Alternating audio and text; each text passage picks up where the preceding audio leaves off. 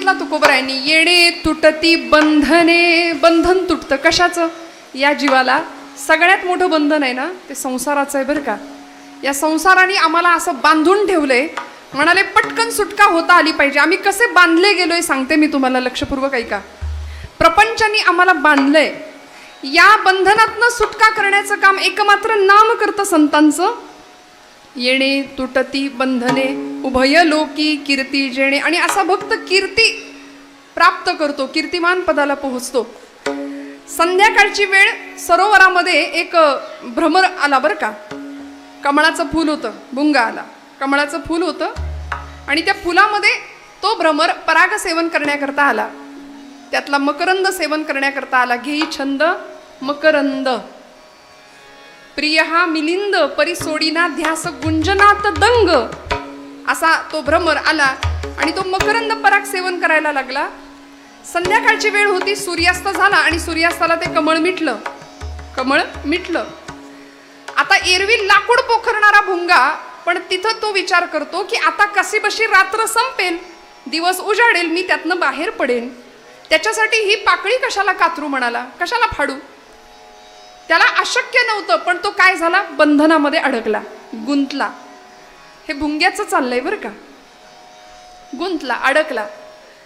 सुटका व्हावीशी वाटतच नाही हो. आसक्ती संपत नाही. सगळा प्रपंच करून झाल्यानंतर सुद्धा आता नातवंडाचं तोंड बघितल्याशिवाय जाणार नाही असं म्हणणारी मंडळी असतात की नाही. मग तो नातू म्हणतो अजून पण नातू इथंच. आता म्हणाले पणतू, पणत्वाचं दर्शन, पणत्वालाच तोंड बघणार. तो पणतू पण विचारतो अजून पण तू इथंच. आसक्ती संपत नाही, अडकून जातो आम्ही, अडकतो, गुंततो बंधनामध्ये, पाशामध्ये. त्या भुंग्याचं असंच झालं. तो म्हणाला पाकळी कातरू कशाला, आता अशी उजाडेल, सूर्योदय होईल. आणि नीतिशतक नावाचा ग्रंथ, वैराग्य शतक नावाचा ग्रंथ, त्याच्यामध्ये भर्तृहरींनी खूप सुंदर श्लोक लिहिला. ते म्हणाले रात्रीर गमिष्यति भविष्यति सुप्रभातम भास्वानुदेश्यति हसिष्यति पंकज श्री. पंकज म्हणजे कमळ, पंक म्हणजे चिखल, आणि ज म्हणजे जन्माला येणार. चिखलात जे जन्माला येतं ते कमळ, पंकज. त्यामुळे आपण मुलाचं नाव पंकज बऱ्याचदा ठेवतो बघा. तर ते पंकज हे ते वाचक शब्द आहे. ते कमळ म्हणतो आपण, ते पंकज, तो पंकज नसतं. बऱ्याचदा आम्ही मराठी भाषेचा अभ्यास न करता नावं ठेवतो. आता तर सिरियलची नावं ठेवण्याचं फार फॅड आहे नाही का. थोडासा अर्थ बघून आपण नावं ठेवूया. त्या कमळाच्या फुलामध्ये तो भुंगा गुदमरायला लागला. विचार करतोय आता उजाडेल, मग पाकळी उघडेल आणि मग मी बाहेर पडेन. पण एवढ्यात असं झालं, इत्थम विचिंतयति कोशगते द्विरेफे हा हंत हंत नलिनी गज उज्जहार. म्हणाले एक भला मोठा हत्ती त्या सरोवरात आला आणि त्यांनी बरोबर तेच कमळाचं फूल देठासकट सोंडेने उपटलं आणि लांब फेकून दिलं. आता देठासकट उपटलेलं कमळाचं फूल फुलेल का? नाही. आता उजाडेल, मग उजाडेल अशी वाट बघत शेवटी तो भ्रमर, तो भुंगा गुदमरून मेला.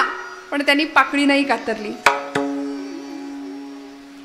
पाकळी नाही कातरली, बाहेर नाही पडला, मेला त्याच्यामध्ये. आमचं सुद्धा बंधन असंच आहे बरं का. आम्ही इतके स्वतःला बांधून घेतो. मग म्हणाले संसारामध्ये यथा कमलपत्राक्ष अशी एक उपमा दिली. असं असावं, कमळाचं पान पाण्यात राहून सुद्धा कोरडं असताना तसं संसारात आम्हाला राहता आलं पाहिजे. ऐसे असावे संसारी जववरी प्राचीनाची दोरी पोरी घरचार मांडीला खेळ मोडो निटाकीला.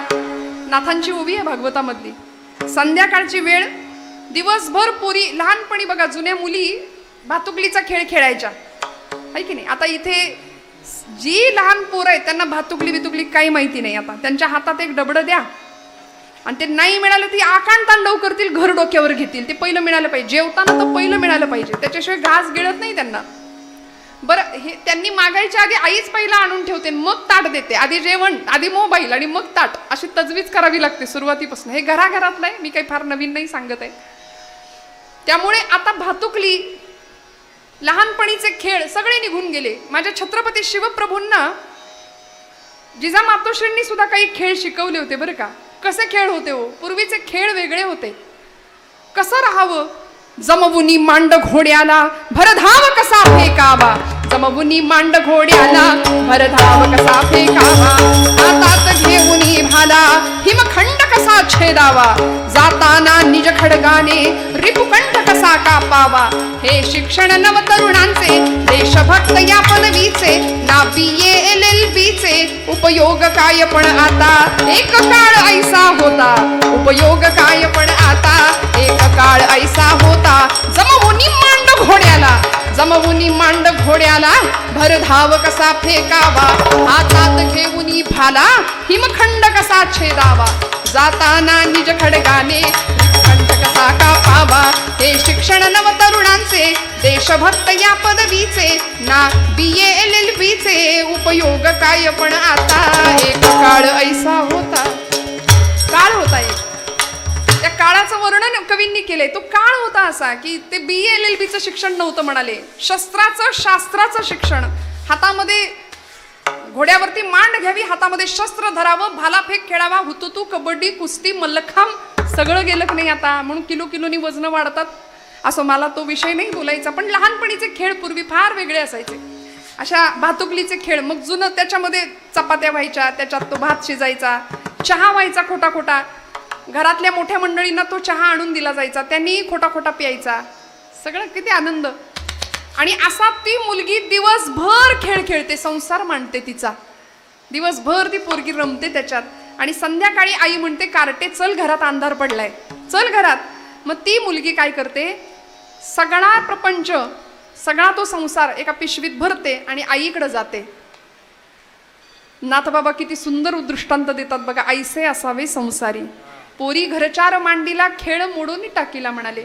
सगळा खेळ, सगळी भांडी कुंडी पिशवीत भरते आणि आईकडे जाते. तसं त्या आईची हाक कानावर आली की आम्हाला सुद्धा हा संसार आहे असा सोडून जाता आलं पाहिजे. विठ्ठल विठ्ठल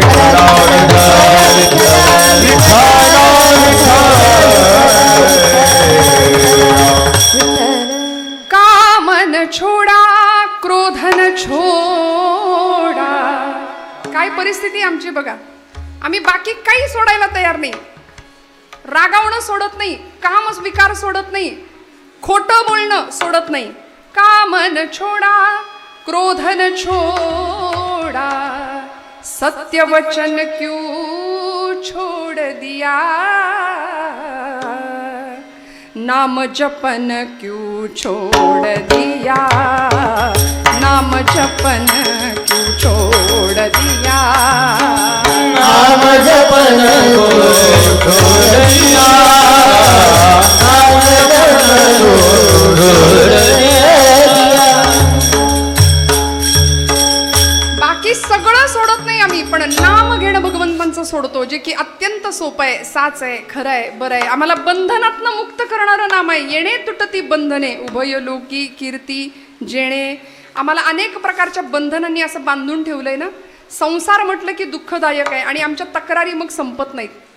का हो, भगवंताचं नाम घ्या, थोडंसं नामसाधनेत राहूया, सगळ्या चिंता मिटतील. कारण सगळी सुख या एका नामामुळे प्राप्त होतात. तुकोबारायांनी सांगितलंय, सर्व सुख न्यालो, सर्व सुख न्यालो, सर्व सुख न्यालो, सर्व अलंकार सर्व सुख लालो, सर्व सुख लालो, सर्व सुख लालो, सर्व अलंकार सर्व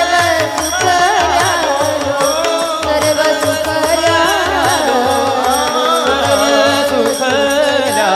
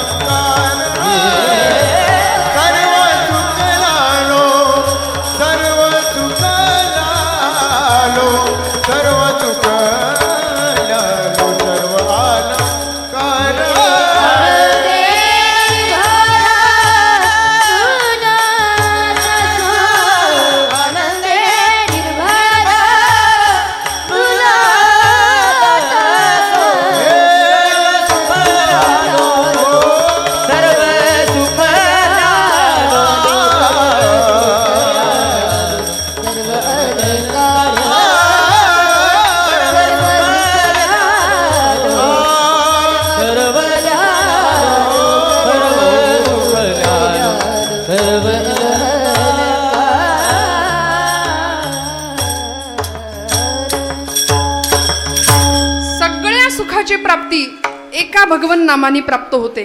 म्हणून माऊली सांगतात, तरी झडझडोनी महिला निग ये भक्तीची वाटे लाग, तई पाविसी अव्यंग निजधाम माझे. मला प्राप्त करायचं असेल ना तर माझ्या नामचिंतनात राहा, सगळी सुख प्राप्त होतील. पण आम्ही नको त्याला पकडतोय आणि पाहिजे त्याला सोडून देतोय. एका राजाने एक माकड पाळलं होतं बरं का. आपण जागे आहेत ना सगळे. माकड पाळलं. पंचतंत्र नावाच्या कथा असायच्या पूर्वीच्या काळात. मी म्हटलं ना, आता त्या गोष्टी सुद्धा नाहीत. कधीतरी आपल्या पोरांना श्यामची आई द्यावं वाचायला. अहो, ज्या मनाला घाण लागू नये असा विचार आईनी प्रत्येक वेळी आपल्या लेकराला शिकवला होता. साने गुरुजी सांगतात ना आठवण श्यामच्या आईमध्ये, आंघोळ करून मी आलो आणि माझ्या पायाला घाण लागू नये म्हणून आईला सांगितलं, आई तुझा ओचा, तुझा पदर पसर, माझ्या पायाला घाण लागेल, माती लागेल. आईनी सांगावं, श्याम, पायाला घाण लागू नये म्हणून जेवढा जपतोस ना तेवढा मनाला घाण लागू नये म्हणून जप हो. आणि आत्ता सध्या आमची परिस्थिती अशी आहे की आमची मनं इतकी नष्ट, भ्रष्ट आणि कुलिष्ठ झाली आहेत. सगळीकडे धावतात पण इथं येत नाही, इथं येत नाही. 3-4 दिवसापूर्वीचा प्रसंग बदलापूरचा, की ज्यांनी सगळं महाराष्ट्र हादरलंय. पुण्यामध्ये पडसाद उमटलेत. इतक्या विकृत अवस्थेला मानसिकता जाऊ शकते याचं एकमेव कारण आहे की आयुष्याला संस्कारांचा स्पर्शच नाही. धर्म, देश, देव या प्रतीचं काहीच सद्भावना नाही. म्हणून घराघरामध्ये संतांचं वाङ्मय असणं किती गरजेचं आहे, थोडासा विचार करूया आपण. नको त्या गोष्टींच्या आहारी आम्ही जातो ना. आमच्या तरुण बांधवांना बऱ्याचदा असं वाटतं, मी सांगते की आम्ही रस्त्याने गाडी प्रचंड मोठ्या प्रमाणात रेस करतात आमची पोरं. त्यांना असं वाटतं मी खूप डॅशिंग किंवा हिरो वगैरे दिसतो, हँडसम दिसतो. खरं सांगू का, तुम्ही हँडसम नाही, तुम्ही मूर्ख दिसता. कारण 9 महिने 9 मास पोटामध्ये तुम्हाला वाढवायचं, सांभाळायचं, 25 वर्षापर्यंत मोठं करायचं आणि एका सेकंदात होत्याचं नव्हतं होऊन तुम्ही तुमच्या आईवडिलांसमोर येता. किती काळजाला पीळ पडत असेल एका मातेच्या. मी माझ्या तरुण भावंडांना नेहमी सांगते की अरे, तुम्हाला जर जिगर तुमची दाखवायचीच आहे ना, तुम्हाला तुमचा धाडस आणि काही तो डॅशिंगपणा दाखवायचाच आहे ना, तो ऑलिम्पिकमध्ये जा, तिथे भालाफेक करा. आमची मनू भाकर यंदाची कुस्तीपटू विजेती सगळं श्रेय भगवद्गीतेला देते. ती म्हणते भगवद्गीतेमुळे मला विजय मिळाला आणि सगळी मिळालेली मेडल मी भगवद्गीतेला अर्पण करते. विठ्ठल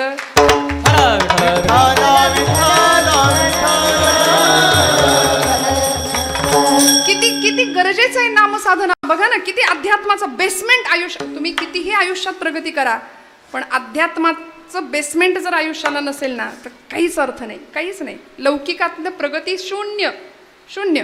मी दृष्टांत सांगत होते. एका राजाने माकड पाळलं. पंचतंत्र नावाच्या कथेमधली आलेली कथा आहे जुनी. त्या राजाने माकड पाळलं आणि त्याची परीक्षा घ्यायला तो जंगलात गेला. प्रधान होता आणि एका झाडाच्या ढोलीमध्ये, छोटंसं असं झाडाच्या ढोलीमध्ये एक मुठभर फुटाणे टाकले. चणे, फुटाणे, हरभरे आपल्याला माहिती आहे. ते माकड धावत गेलं आणि त्यांनी डोलीत हात घातला आणि ते फुटाणे मूठ भरून हातात पकडले, घेतले. आता तो डोलीचा आकार लहान होता. झालं असं की मूठ भरल्यामुळे फुटाण्यांनी आकार वाढल्यामुळे तो डोलीतनं बाहेर यायला तयार नाही. हात तो खूप धडपड करत होता पण हात काही केल्या बाहेर येईना. बरं, मूठ सोडावी तर फुटाणे जातील, सोडायला तयार नाही. येणे तुटती बंधने. आम्ही सोडणं शिकलो पाहिजे, सोटायला तयार नाही. प्रपंच सुटतो का हो आम्हाला? मला खरं सांगा, प्रपंचात सुख आहे का? नाही म्हणताय. तरी सुद्धा सुटतो का? नाही.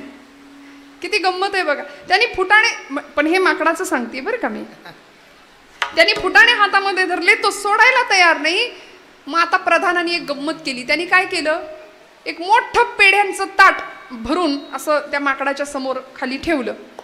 ते माकड पेढ्यांकडे बघतंय, म्हणजे त्याला पेढे पण पाहिजेत पण फुटाणे सोडायचे नाहीत.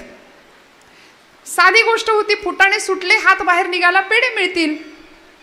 पेढे पण पाहिजेत पण फुटाणे सोडू शकत नाही, किंवा ती वृत्ती नाही. मला सांगायचं हेच की आम्ही अत्यंत श्रेष्ठ प्रतीचं सुख नाकारायला तयार आहे शूद्र असलेल्या प्रापंचिक सुखासाठी. विठ्ठल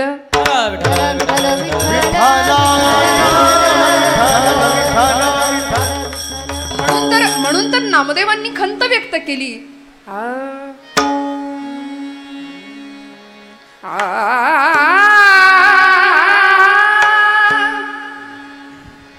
अमृताहुनी गोड, अमृताहुनी नाम तुझे देवा, नाम तुझे देवा, अमृताहुनी गोड नाम तुझे देवा, नाम तुझे देवा, अमृताहुनी गोड नाम तुझे देवा, नाम तुझे देवा, अमृताहुनी गोड नाम तुझे देवा, नाम तुझे देवा. मन माझे केशवा, मन माझे केशवा, कामाना घे, कामाना घे. अमृताहुनी गोड, अमृताहुनी गोड नाम तुझे देवा, नाम तुझे देवा.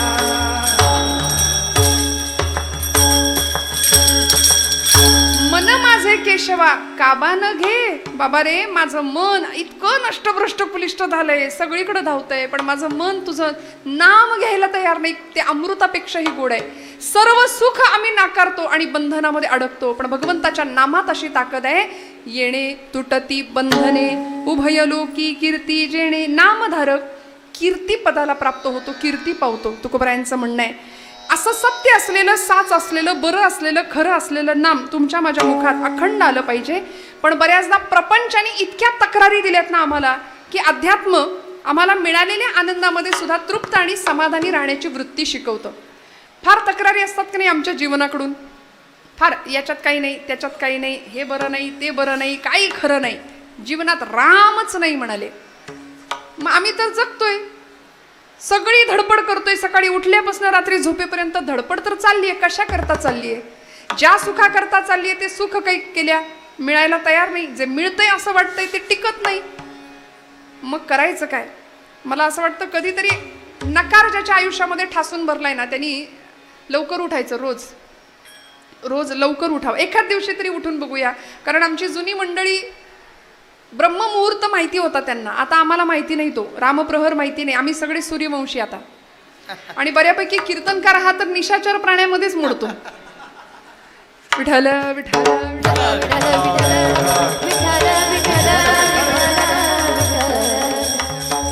उठावं, कधीतरी लवकर उठावं आणि मस्तपैकी जॉगिंग, वॉकिंग, ट्रेक असं मस्त जावं. असंख्य माणसं तुम्हाला रस्त्याने पळताना दिसतील बरं का.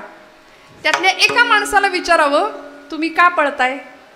तुम्ही का पळताय? समोरनं उत्तर येईल, पोट कमी करायचंय म्हणून पळतोय. बरोबर आहे ना? कारण किती पोशीला देह खाऊनी तूप रोटी साखरे, आयुष्यभर देहाचे चोचले पुरवले, तोही येथे राहावयाचा 3 चिमट्या राख रे. सगळं संपणार आहे. पण आम्ही हे सगळं प्राप्त करायला इतके धावतो, उत्तर येईल समोरनं म्हणले बाळा पोट कमी करायचंय म्हणून पळतोय. माझं वाक्य लक्ष देऊन ऐका. या जगातली निम्म्यापेक्षा जास्त माणसं पोट कमी कसं करायचं म्हणून पळतायत, आणि निम्म्यापेक्षा जास्त माणसं तेच पोट कसं भरायचं या विवंचनेत पळतायत. विठ्ठल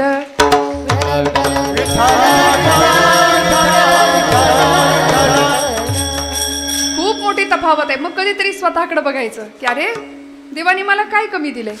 मग त्यांनी दिलेल्या जीवनाची कृतज्ञता म्हणून तरी त्याचं नाम घेऊया. सत्य साच खरे नाम विठोबाचे बरे, येणे तुटती बंधने, उभयलोकी कीर्ती जेणे. तिथून थेट एखाद्या मंदिरात जा. मंदिरामध्ये मंदिराच्या बाहेर 4-2 भिकारी दिसतात आपल्याला, भीक मागत असतात. तिथून देवळाकडे अगदी देवापर्यंत जायचं. तिथंही एखादा श्रीमंत व्यापारी असतो, तो सुद्धा देवासमोर भीकच मागत असतो, दुसरं काही नाही करत. प्रपंचातलं सुखच मागत असतो ना, कारण सगळं असतं पण प्रपंचात सुख नसतं. पण असा आनंद नामाच्या साध्यात माध्यमातून प्राप्त व्हावा हे संतांना कळलं होतं, म्हणून सुद्धा झोपडीत सुद्धा सुख प्राप्त होत होतं बरं का. राजास जी महाली सौख्ये कधी मिळाली, ती सर्व प्राप्त झाली या झोपडीत माझ्या. राजास जी महाली ती सर्व राजास जी महाली सौख्ये कधी मिळाली, ती सर्व प्राप्त झाली या झोपडीत माझ्या. ती सर्व प्राप्त झाली या झोपडीत माझ्या. भूमीवरी पडावे ताऱ्या पहावे, प्रभु नाम नित्य गावे या झोपडीत माझ्या. येता तरी सुखे या, जाता तरी सुखे जा, कोणावरी ना बोझा या झोपडीत माझ्या.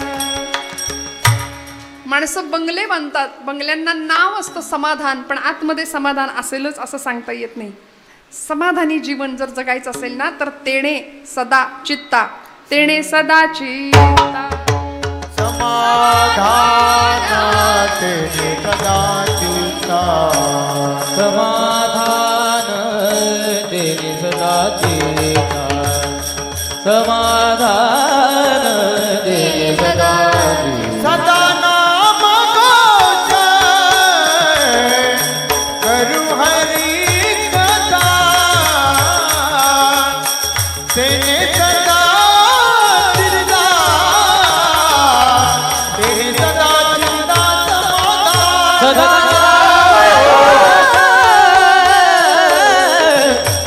करू हरी कथा, तेने सदा चित्ता, समाधान समाधान. सगळं असतं घरामध्ये. सध्या सगळं अटॅचचा जमाना आहे. टॉयलेट बाथरूम अटॅच पाहिजे, सगळ्या रूम अटॅच पाहिजेत, पण माणसं डिटॅच झाली आहेत एकमेकांपासून, लांब जात आहे. मग समाधानाची श्रीमंती जर प्राप्त व्हायची असेल तर सदा नाम घोष करू हरिकथा, तेणे सदा चित्ता समाधान. लाभ काय? येणे तुटती बंधने. अहो, हिंदवी स्वराज्य संस्थापक छत्रपती शिवप्रभू सगळं होतं. कष्टानं निर्माण केलेलं स्वराज्य होतं, आईच्या मार्गदर्शनाखाली निर्माण केलेलं स्वराज्य होतं. 32 मण सोन्याच्या सिंहासनावर बसले, पण तरी सुद्धा जगदंब जगदंब अखंड नामस्मरण असायचं. अधिष्ठान होतं याच भोलेनाथांचं. आपण ज्यांना खांडेश्वर म्हणून आपण समोर अधिष्ठान ठेवले, हेच भोलेनाथ. यांच्या समोरच शपथ घेतली होती स्वराज्याची. धारोषण रक्ताचा अभिषेक केला होता आणि त्याच शंभू महादेवाला सांगितलं होतं की तुझ्या नशिबात विष प्राशन करणं आलं. समुद्र मंथनातून निघालेलं विष तू प्राशन केलं, सगळ्यांना संजीवन दिलंस. आता आम्ही सुद्धा विष प्राशन करणार आहे, देवा ताकद दे. म्हणून सैन्याचा जागर सुद्धा हर हर महादेव हाच ठरला की नाही. प्रार्थना करावी आई जगदंबेला, प्रार्थना करावी शंभू महादेवाला. 150 मावळ्यांचं रक्त ज्यावेळी पिंडीवर सांडतं त्यावेळी छत्रपती शिवप्रभू शंभू महादेवाला सांगतात, हा पहिला आणि शेवटचा आमच्या रक्ताचा अभिषेक. इथून पुढे शत्रूचं रक्त तुझ्यावर सांडेल. विठ्ठल विठ्ठल विठ्ठल विठ्ठल विठ्ठल विठ्ठल. कारण लहानपणापासनं भक्ती आणि शक्तीचा सुरेख संगम जिजामातोश्रींनी ज्या बाळाच्या अगदी गर्भात असताना रक्तापासूनच पेरला होता. इथे आमची अडचण होते की गर्भसंस्कार आईने लहानपणापासूनच, जर गर्भापासूनच नामसाधना, अध्यात्मसाधना, उत्तम वाङ्मय हे सगळं जर मुलांच्या मनामध्ये पेरलं, रुजवलं, तर मला सांगा आयुष्यामध्ये नकार येणार नाही. ज्याला आपण मराठीत फ्रस्ट्रेशन म्हणतो ते फ्रस्ट्रेशन येणार नाही.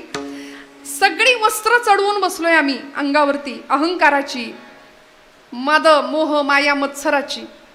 एक लेकूरवाळी स्त्री बर का, 6 महिन्याचं बाळ होतं तिचं, 6 महिन्याचं. आता श्रावणी सोमवार नैवेद्य करायचा खांडेश्वराला म्हणून तिने छान म्हटली आता सोहळ्यात स्वयंपाक करते. लेकराला झोपवलं, 6 महिन्याचं बाळ होतं, पाळण्यात त्याला टाकलं आणि आली स्वयंपाकाला. 15 मिनिटात ते कार्ट उठलं. आता हा घराघरातला अनुभव आहे. 15 मिनिटात ते बाळ उठलं आणि रडत रडत रडत उमऱ्यापर्यंत आलं. मग आता त्याला घ्यायचं कसं? कारण आता स्वयंपाकाला सुरुवात केली, सोहळ्यातला स्वयंपाक आहे, त्याला नको घ्यायला म्हणून तशीच त्याला रडत ठेवली. पण शेजारीण आली, सख्खी होती म्हणून आली. सख्खी शेजारीण असली तरच येते बरं का अशा वेळी. ती आली आणि तिने त्या बाळाला उचलून घेतलं. अगं म्हणली कार्ट बाळ कधीच रडतंय तुझं, त्याला घे तरी. ती म्हणाली नको आता रडू दे, आत्ता झोपवलं होतं 15 मिनिटात, मला वाटलं आता 2 तासात स्वयंपाक माझा होईल आणि त्याला घेईन, पण आता करू काय, मी स्वयंपाकाला सुरुवात केली, रडू दे. नाही म्हणाली थांब, सोहळ्यात स्वयंपाक चालू आहे ना, मी तुझी अडचण सोडवते. म्हणून ती जी शेजारीण होती तिने त्या बाळाला सगळी त्याची कपडे काढली, म्हणजे खऱ्या अर्थाने त्याला सोहळा केला बरं का. आणि आईकडं ते बाळ धावत गेलं, आईने त्याला पटकन उचलून घेतलं. जसं त्या आईने त्या लेकराला उचलून घेतलं ना, तसं जगाच्या आईने आपल्याला जर उचलून घ्यावं असं वाटत असेल तर आपल्याला सुद्धा आपल्या शरीरावर असलेली अहंकाराची, मायेची, मोहाची, मत्सराची, द्वेषाची जी वस्त्र आहेत ती उतरवली पाहिजे. तेव्हा ती जगाची माय आपल्याला उचलून घेईल उचलून. विठो माझा लेकुरवाळा संगे गोपाळांचा मेळा, निवृत्ती हा खांद्यावरी सोपानाचा हात धरी. घेतलं ना उचलून संतांना, भगवंत आम्हाला उचलून घेईल, आमचा योगक्षेम वाहील. फक्त त्याकरता म्हणाले त्याला जे आवडतं ते करूया. त्याला काय आवडतं? त्याला त्याचं नाम आवडतं, त्याला त्याचं नाम आवडतं. आणि असं नाम कशा अंतःकरणाने घ्यायचं? अभंगाचं 3रं चरण. भावत्याचे गाठी भावत्याचे गाठी सगळे धरणी गाथा भावत्याचे गाठी भावत्याचे गाठी भावजाचे गाठी, भावजाचे भावजाचे गाठी, भावजाचे भावत्याचे गाठी भावत्याचे गाठी सगळे धरणी गाथा भावत्याचे गाठी भावत्याचे गाठी भावजाचे गाठी, भावजाचे भावजाचे गाठी, भावजाचे लाभत्यासी उठावटी लाभत्यासी उठावटी त्याची लाभ उठावटी, त्याची लाभ उठावटी, लाभत्यासी उठावटी लाभत्यासी उठावटी त्याची लाभ उठावटी, त्याची लाभ उठावटी. तुटतील बंधने तुटतील बंधने सगळे घरणी जाता तुटतील बंधने तुटतील बंधने तुटती बंधने, तुटती बंधने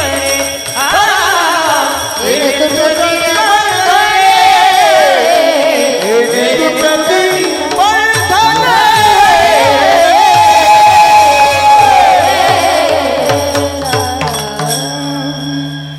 भाव ज्याचे गाठी लाभ त्यासी उठाउठी म्हणाले. आता हे नाम कसं घ्यायचं? भावानी घ्यायचं. जोरदार टाळ्या वाजवा ताईसाठी. हे असं छान मनापासून आणि एकदम ताकदीने गाणं आहे बरं का. म्हणून मुद्दाम जास्त कौतुक करते. महाराज मंडळी तर आहेतच, तिथं काय महाराष्ट्रातली रत्न आहेत ही सगळी एकापेक्षा एक. पण मला असा कायम अभिमान वाटतो की आमच्या मुलींबद्दल, महिलांबद्दल, की सगळ्या क्षेत्रात. मग इथे का नाही? इथं असलं पाहिजे, इथे असलं पाहिजे. भाव ज्याचे गाठी लाभ त्यासी, त्यासी लाभ उठा उठी. सगळ्या लाभाची प्राप्तता होते. काय भाव होतो? त्या गवळणींनी माठ घ्यावेत डोक्यावरती दुधादयाचे आणि गोकुळाहून त्या मथुरेला जाताना गोविंद घ्या दामोदर घ्या, गोविंद घ्या दामोदर घ्या असं म्हणावं. दही घ्या दूध घ्यापेक्षा. दुडीवर दुडी गवळणी साथी निघाल्या, गोरस घ्यायसे म्हणू विसरल्या. गोविंद घ्या कुणी दामोदर घ्या, गोविंद घ्या कुणी दामोदर.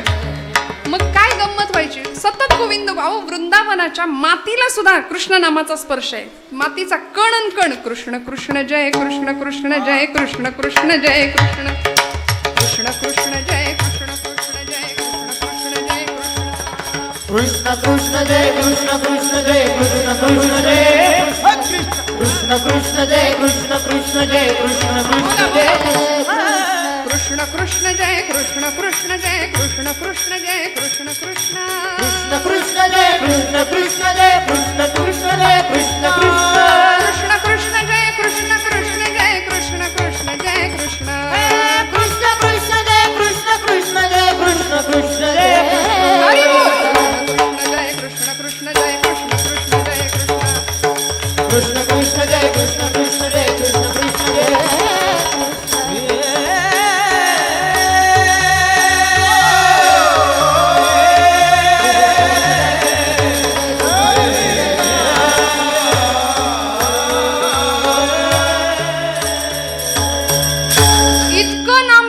इतकं नाम घ्यावं गोकुळच्या मातीला सुद्धा कृष्ण नामाचा स्पर्श.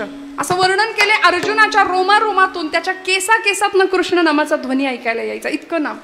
आमच्या चोखोबरायांच्या अस्थी हाडं सुद्धा विठ्ठल विठ्ठल बोलत होती. म्हणून तर समाधी बांधताना नामदेव महाराज म्हणले, जी अस्थी विठ्ठल बोलेल ना ती उचलून आणा. आमच्या जनाबाईच्या शेण्या सुद्धा विठ्ठल विठ्ठल म्हणायला लागल्या. जनाबाईचं जातं सुद्धा विठ्ठल विठ्ठल बोलायला लागलं. असा नामाचा प्रताप, नामाचा महिमा. त्या गवळणींनी कधीतरी गोविंदाला, भगवंताला प्रश्न पडायचा की या गवळणींना जर कुणी म्हणालं की 1 किलो गोविंद दे बाई, 1 किलो दामोदर दे, तर या काय करतील बिचाऱ्या, असा देवाला प्रश्न पडावा. म्हणून देवानी वर्णन आहे, दूध रूपानी अवतार घ्यावा. क्षीरावतार असं म्हटलंय त्याला. क्षीर म्हणजे दूध. दुडी या माझारी कान्हा झाला भारी. त्या घटामध्ये भगवंत दूध रूपाने स्थित व्हायचा. गोरस ओसंडोनी सांडे बाहेरी, गोविंद घ्या कोणी दामोदर घ्या, गोविंद घ्या कोणी दामोदर. मग एखाद्या गवळणीला विचारावं, बाई ग काय केलंस नेमकं काय तू, गोविंद आपलासा केला. अगं तू म्हणलीस की गोविंदा एक पाय नाचिव रे बाबा, तर तुझ्या त्या बोलण्यासाठी, घोडभर ताकासाठी, लोण्याच्या गोळ्यासाठी तो अनंत कोट ब्रह्मांडाचा नायक एका पायावर नाचून दाखवतो. त्रिभंगी देहुडा वाजवित वेणू, गोपिका रमणू, स्वामी माझा नाचायला तयार होतो. काय केलंस असं? ती गवळण उत्तर देते, कुणी म्हणे ही असेल चोरी, कुणा वाटते असे उधारी. मी केलं काय? जन्मभरीच्या श्वासाई तुके मोजियले हरिनाम, मोजियले हरिनाम. विकत घेतला शा बाई मी, विकत घेतला शा बाई मी, विकत घेतला. काय केलं? जन्मभरीच्या श्वासा इतकं मोजियले हरिनाम. इतकं नाम घेतलं. सोहम, श्वास घेतानाचा सूर सो आणि सोडताना हम. प्रत्येक श्वासाला त्याला आठवलं. परिणामी वेडा झाला भगवंत अशा गवळणींकरता, रडायचा भगवंत अशा गवळणींकरता. का? कारण त्याला प्रिय असलेलं नाम गवळणी घेत होत्या. विठोबा रखुमाई, जय जय विठोबा, जय जय विठोबा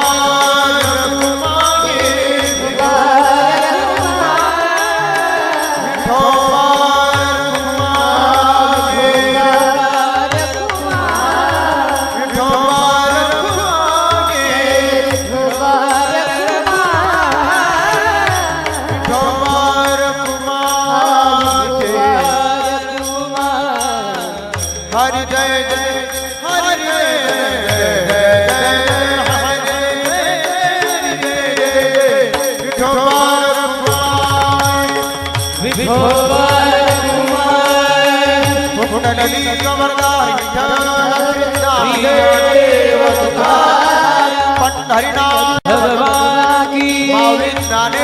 महाराज की अपने अपने माता जगत तुकाराम महाराज की, उमापति महादेव की, पवन सुत हनुमान की.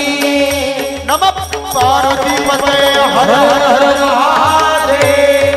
विठोबा रखुमाई, जय विठोबा रखुमाई, विठोबा रखुमाई, विठोबा रखुमाई, जय विठोबा रखुमाई, विठोबा रखुमाई, विठोबा रखुमाई, विठोबा रखुमाई, विठोबा रखुमाई, जय विठोबा रखुमाई, विठोबा रखुमाई, जय विठोबा रखुमाई, विठोबा रखुमाई, विठोबा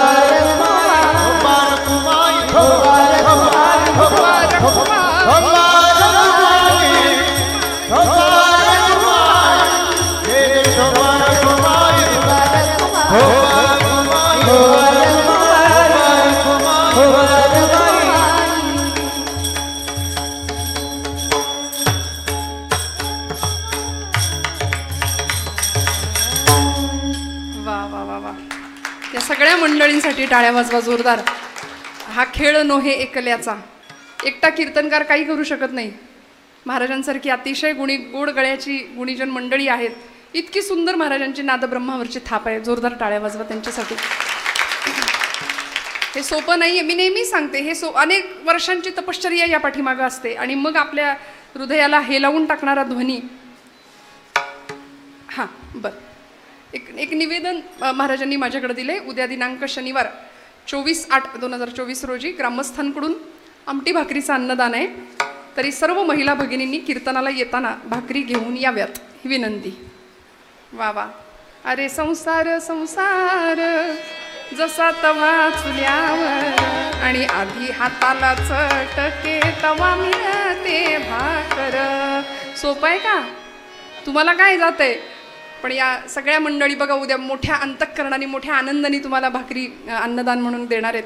खरं सांगू का, भगवंत कुठे याचं उत्तर संतांनी दिलंय. जिथं नाम गजर होतो तिथे भगवंत आहे. जिथे अन्नदान होतं तिथे भगवंत आहे. भगवंताला प्रिय आहे हे. जिथे अंतःकरणातलं समाधान नांदतं ना त्या अंतःकरणात भगवंत नांदतो. जिथे षड्विकारांना थारा नसतो तिथे भगवंत स्थिरावतो, तिथे भगवंत येतो. अंतःकरणाची शुद्धता जिथं असते तिथे भगवंत असतो. त्यामुळे असं नाम तुमच्या माझ्या मुखात यावं. गवळणींनी, मी सांगत होते, गवळणींनी ते नाम घेतलं. सत्य साच खरे नाम विठोबाचे बरे, येणे तुटती बंधने उभय लोकी कीर्ती जेणे. भाव ज्याचे कंठी लाभ त्यासी उठाउठी किंवा त्यासी लाभ उठाउठी.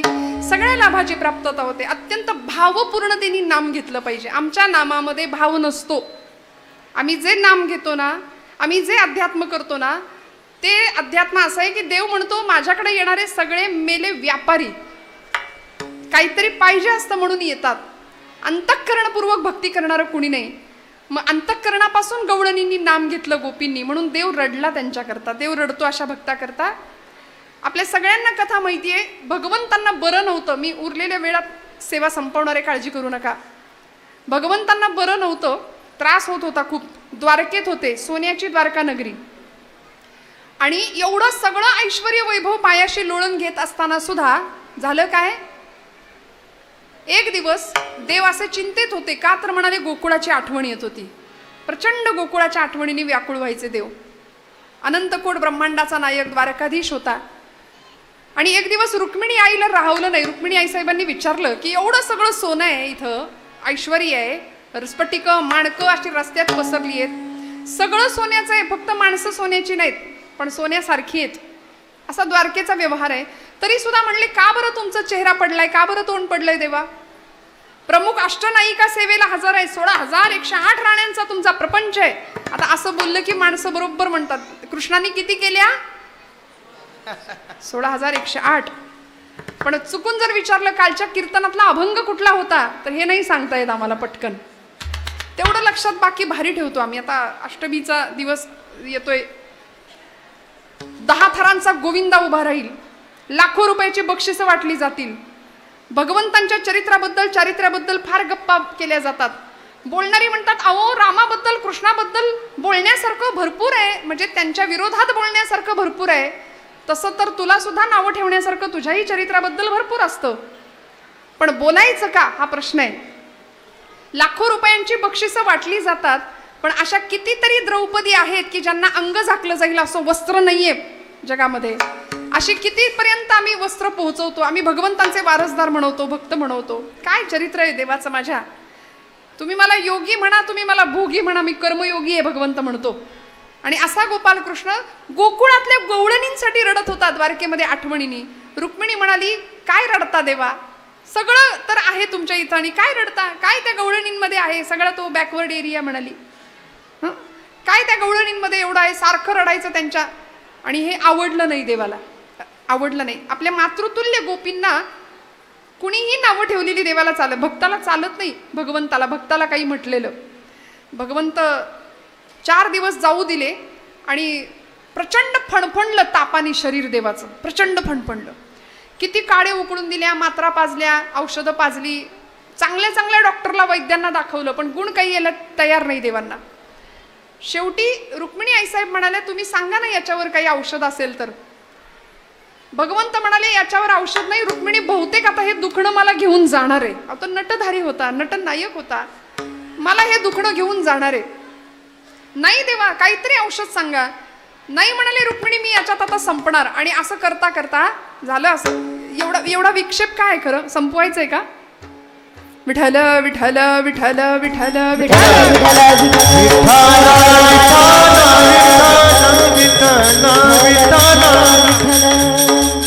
माझा एवढा दृष्टांत संपला की मी संपवणार आहे कीर्तन, काळजी करू नका. विठ्ठल विठ्ठल विठ्ठल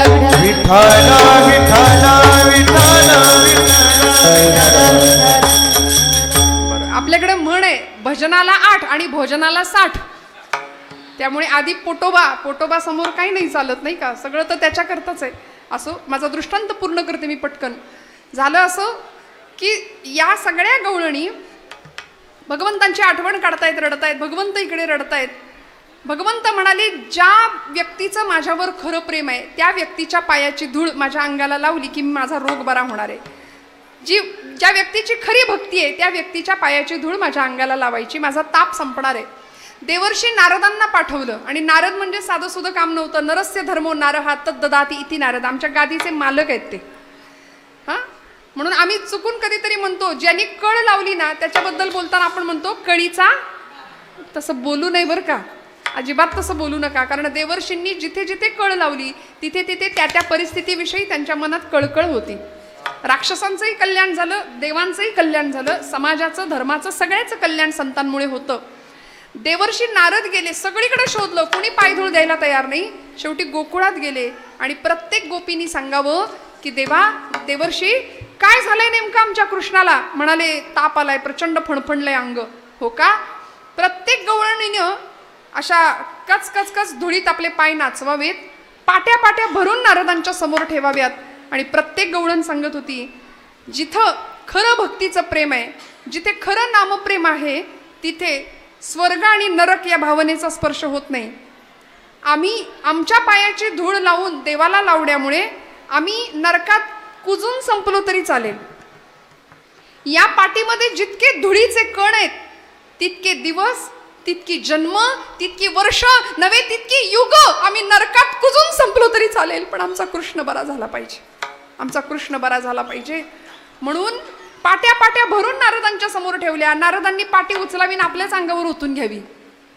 गोपी म्हणाले होते, नक्की ताप कुणाला आलाय, तुम्हाला आलाय की कृष्णाला? मग म्हणाले, निघा, आमच्या या पायाच्या धुळीवरती फक्त अधिकार आहे कृष्ण परमात्म्याचा. म्हणून ती धूळ आज गोपी चंदन म्हणून तोच पंढरीश परमात्मा माथ्यावर मिरवतो. माथ्यावर मिरवतो का? कारण नामधारकाचं प्रेम इतकं विलक्षण असतं की ते देवाला वेडं करतं, देवाला वेडं करतं. म्हणून तर येणे तुटती बंधने, उभय लोकी कीर्ती जेणे, भाव ज्याचे कंठी त्यासी लाभ उठाउटी. सगळे लाभ अशा भक्ताला भगवंत प्राप्त करून देतो. आणखी काय लाभ होतो? सगळ्यात मोठा काळ सुद्धा घाबरतो. शेवटचं चरण, तुका म्हणे भोळा, तुका म्हणे भोळा, हो, तुका म्हणे भोळा, तुका म्हणे भोळा, तुका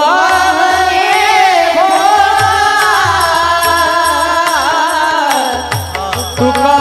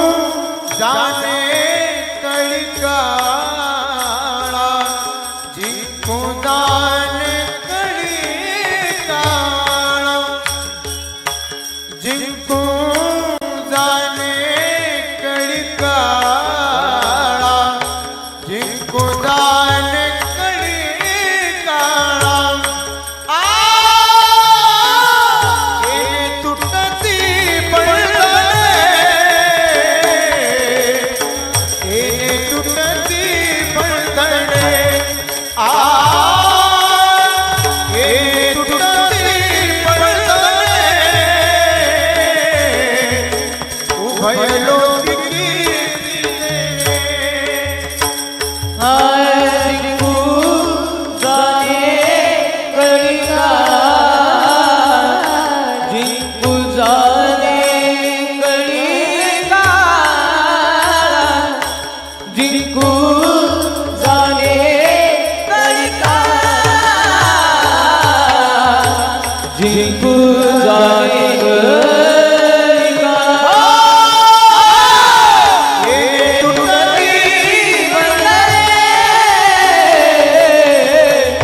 हे तुटती बंधने हे तुटती हे तुटती बंधने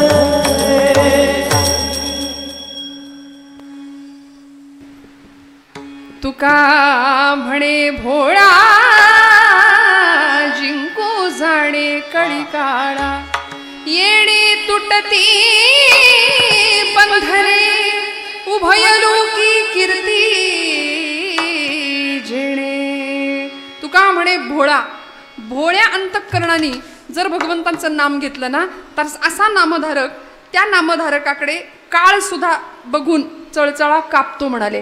तुकाराम तुकाराम नाम घेता कापे यम. यम सुद्धा घाबरतो नामधारकाकडे येताना, विचार करतो. अनेक कथा आहेत आपल्याला पुराणामध्ये, महाभारतामध्ये, रामायणामध्ये या संदर्भातल्या. त्यामुळे असं नाम आमच्या मुखात यावं. शिवनाम मुखामध्ये जेव्हा असतं ना त्यावेळी काळ घाबरतो. आपण खांडेश्वरांच्या समोर आहोत. शिवस्तुती आपल्या सगळ्यांना माहिती आहे. त्यातला पहिला श्लोक आहे, कैलास राणा शिवचंद्र मौळी फणींद्र माथा भ्रुकुटी जळाळी. हा श्लोक सगळ्यांना माहिती आहे. त्याच्या शेवटचा श्लोक आहे, शास्त्राभ्यास नको, श्रुती पढू नको, तीर्थासी जाऊ नको, योगाभ्यास नको, व्रते मख नको, तीर्थे तपेती नको, काळाचे भय मानसी धरू नको, दुष्टासी शंकू नको, ज्याची या स्मरणे पतित तरती तो शंभू सोडू नको. असा शेवटचा श्लोक आहे. परवा एका कीर्तनात मी हा श्लोक म्हटले आणि एक गृहस्थ मला येऊन भेटले. म्हणाले, ताई तो श्लोक लिहून देता का? म्हटलं कुठला? ते म्हणाले तो. म्हटलं मी बरेच श्लोक म्हटले, नेमका कुठला? ज्याच्यामध्ये हे करू नको, ते करू नको, असं करू नको, तसं करू नको असं लिहिलंय ना तो श्लोक लिहून द्या म्हणले. किती लबाडी आहे बघा आमची. हे केलं नाही तरी चालतंय. अहो सगळं खरं, पण सांगितलंय काय? शास्त्राभ्यास नको, श्रुती पढू नको, तीर्थासी जाऊ नको. काहीच नाही केलं तरी चालेल, पण त्याची या स्मरणे पतित तरती तो शंभू सोडू नको. ज्ञानेश्वर ज्ञानराज माऊली ज्ञानेश्वर माऊली ज्ञानेश्वर माऊली ज्ञानराज ज्ञानेश्वर माऊली ज्ञानराज माऊली तुकाराम.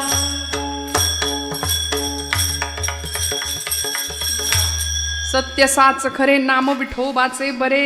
आज प्रथम दिवसाच्या या कीर्तन सोहळ्यासाठी संतश्रेष्ठ जगद्गुरु तुकोबारायांचा नामपर प्रकरणातला नाम महात्म्य सांगणारा सर्वपरिचित असलेला अभंग, त्या अभंगावर यथाशक्ती यथामती निरूपण करण्याचा प्रयत्न केला. पहिला दिवस आहे. आपण सगळे इतक्या संख्येने उपस्थित राहिलात. अजूनही संख्या उत्तरोत्तर वाढत जाणार आहे यात शंका नाही. सर्व देवस्थानचे पदाधिकारी, सर्व संयोजक, आयोजक, ट्रस्टी, परमादरणीय गुंजाळ काका असतील. खरं तर सगळ्यांच्या नावाचा उल्लेख मला असं वाटतं त्या एका नावात पुरेसा आहे, त्यामुळे त्यांचं नाव. आमचे राहणे काका असतील आणि सर्व गुणीजन मंडळी, गायक वादक, सर्व टाळकरी विणेकरी सगळ्यांच्या चरणारविंदी कृतज्ञतापूर्वक वंदन करते. आपण सर्व महेशाच्या मूर्ती असलेले श्रोतृवर्ग, बोलत असताना काही वेडवाकडं गेलं असेल तर मोठ्या अंतकरणाने क्षमा करा. मनापासून सगळ्यांच्या चरणी झालेली सेवा रुजू करते. भगवान भोलेनाथ खंडेश्वरांच्या चरणी ही सेवा समर्पित करते आणि आजच्या प्रथम दिवसाच्या कीर्तनाच्या सेवेला निरोप देते. विठ्ठल जय जय. जय जय विठ्ठल जय जय हा विठ्ठल जय जय विठ्ठल. हा बोलिलेले पुरे वेळे वाकुडे उतरे.